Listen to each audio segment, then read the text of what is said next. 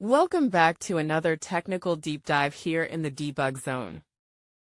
Today, we're tackling a big question and breaking it down with insights from other users. Hopefully this clears up some misconceptions and helps you get the answer you need. So buckle up, stay a little curious, and let's jump right in.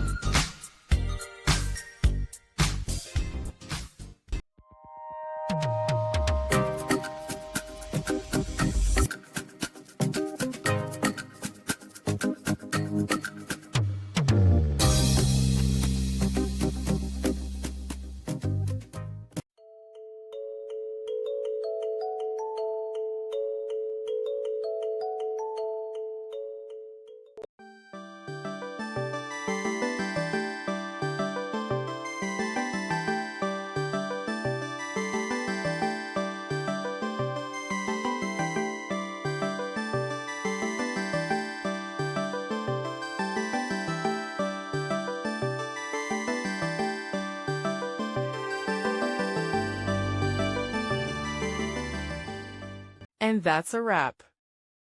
I hope you found the answer you were looking for. If you did, take a second to hit that subscribe button. It really helps out. And let me know in the comments which solution worked best for you. See you next time in the debug zone.